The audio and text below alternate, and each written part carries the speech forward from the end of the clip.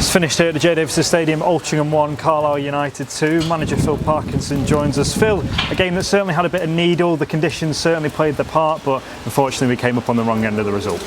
We did, but we've come up against a team who everyone knows the investment that's gone in there. They've took arguably one of our best players that we've produced here, and he's come up with the goods for him, hasn't he? And they've got the money's worth there out of him. I thought he showed what he's all about today in terms of that finish, and we were ready for it, but being ready for it and stopping it are two different things.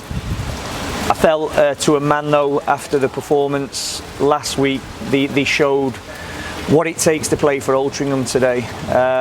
Carlisle should be coming here and rolling us over 4 or 5 with the investment that's gone in there. And even with 11v11, I think it was 50, almost an hour, we were 11v11, I felt we were the stronger team. We created the better chances. If you look at the penalty, Stonewall penalty, I know they've got arguments for one themselves. But then the Jimmy Knowles chance, the two blocks, their fullbacks, I think it's Davis has made off, I think it was Jimmy again, from the Ollie shot in the first half where the keeper's made a save. Then the one that he blocks off Tom Crawford in the second half is ridiculous. So our data will be fantastic. The performance was good, but we haven't got the result. And I think if anybody watching us at the moment take away the Boreham Wood game, will know at some point it's going to click for these lads, and the performances will turn into results, and that snowball effect should happen. But we've got to keep believing. Doesn't get any easy with Forest Green coming on Tuesday, but I was really pleased with the reaction from last week, because I thought we were really poor last week. And when you talk about reaction, especially that was probably in the first half, Altrincham went down early to probably a bit of a disappointing goal to concede, but coming back strong for a penalty which Jimmy slotted away really well. Yeah, you're right, and the bit is, with the goal that we conceded, it was stoppable because we had one player who was slightly out of position to put pressure on the cross. All these little fine details can go against you against really good players, and the centre forward's got a cross. I think it's Banco, isn't it? And he's glanced the header in. But we shouldn't be in that situation where that cross is able to come in, and we're saying that about Carlisle. We're saying that they shouldn't be able to do that to us. But good players find spaces, good players get quality ball in.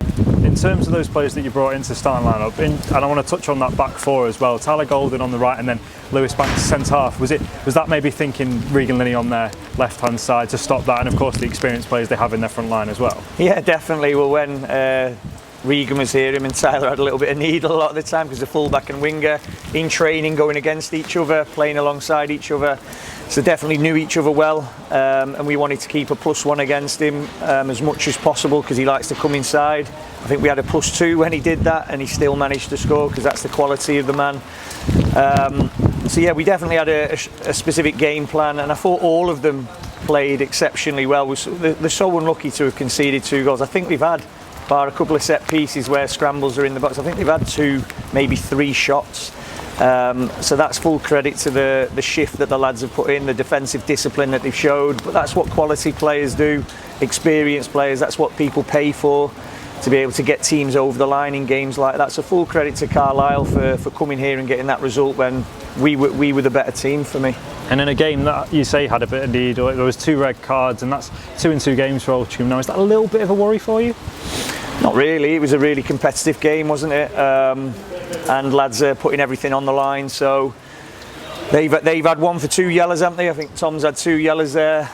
You felt it could have gone that way today. The weather conditions suggested it might be a game where there might be a mistimed tackle, or, as you said, a little bit of needle in it, because we're desperate to get a win after last week.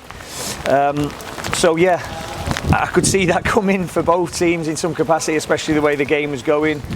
But just really frustrated that we're not able to get the results that our performances deserve, because like I said, for 90, probably 5% of the season, we've deserved far more than what we've got so far.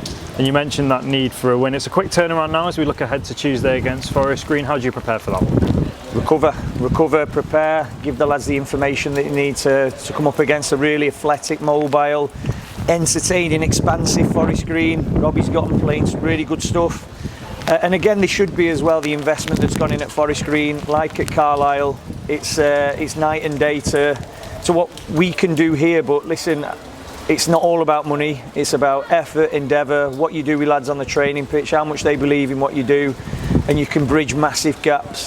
So we have to overachieve, and we'll continue to do that. And like I said, if they keep performing, keep believing, the results will turn for us, and we will go on a real good run in this division. Cheers, Phil. Thank you. Thank you.